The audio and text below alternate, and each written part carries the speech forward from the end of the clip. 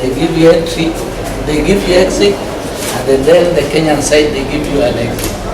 And on the other side of Uganda, the Kenyan give you an exit and they give you entry. So it's a one border stop. These are how we usually work.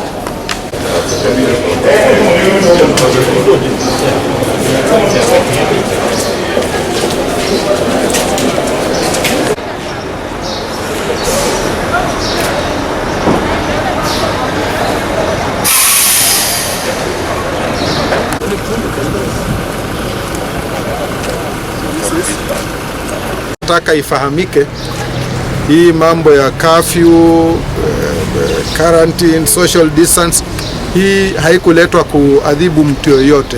Hii ni kwa sababu ya maisha yetu sisi wenyewe, na kila nchi iko na njia zake za kupima. Kwa mfano, Waganda wanapima zile magari zinazovuka, lakini nchi yetu kufikia hivi sasa inapima zaidi ya cases 1000 kwa siku. Kufikia leo karibu watu 1015 wamekuwa screen. Kwa hivyo hatuwezi compare kujua ile yetu tumepima hapa na wao wamepima ngapi, hiyo hatuwezi compare. Na tunawashukuru nyinyi wa Kenya kwa sababu mmekubaliana na maagizo ya serikali. Kila soko haikosi mwendazimu wake, moja mbili anajaribu kuharibu hiyo, lakini tunawashukuru. Na vile vile tunashukuru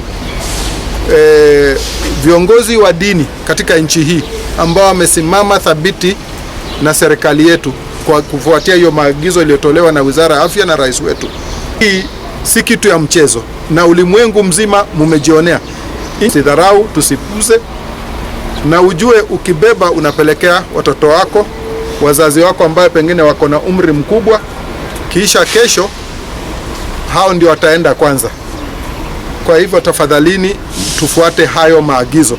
Kuweka hizi mabarakoa, usiweke tu kujionyesha. Weka hizi mabarakoa. Watu wa bodaboda kama mnatembea, mambo ya kubeba watu wawili watatu, muachane na hiyo mambo. Kwa hivyo haya mambo yamewekwa ajili ya kuokoa maisha yetu sisi sote.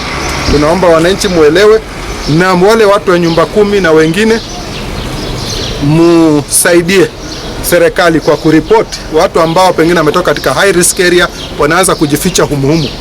We've been here and we've been told that's one of the challenges being faced, because there is only one lane coming into the border point, and the Minister of the State Department of Infrastructure was in the process of doing another lane to facilitate the faster movement of trucks to this place.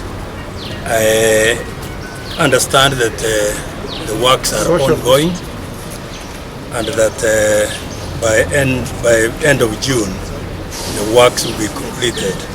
So I want to assure you that we will ensure that these works are fast-tracked, so that they help in resolving some of the long queues of trucks we have seen here.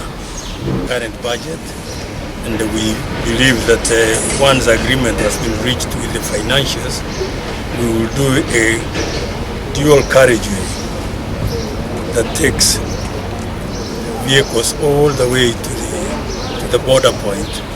That will provide considerable relief in terms of movement of trucks within BUSIA town.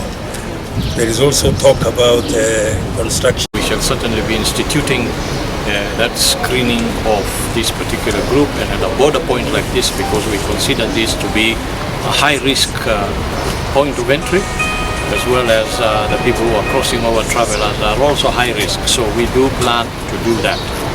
The question is that this requires a lot of proper coordination in order to do it smoothly.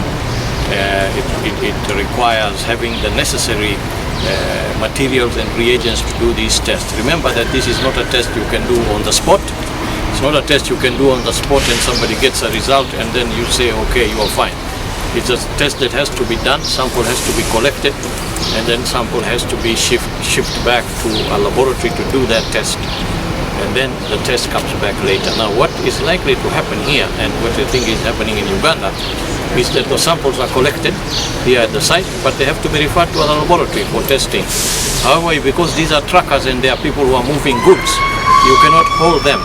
So once you have collected a sample, you allow them to proceed, you have their details, you wait for the results. If the result turns out positive, you use the system, the mechanisms you have put in place to be able to identify that individual and then take him into isolation.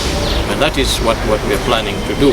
Now, one of the things we need to do here at this border point, because we have seen the problems in terms of flow, is to have a very detailed discussions with our neighbors across and see how, working together on both sides, we can make this process of sampling in such a way that we do not disrupt the flow of traffic.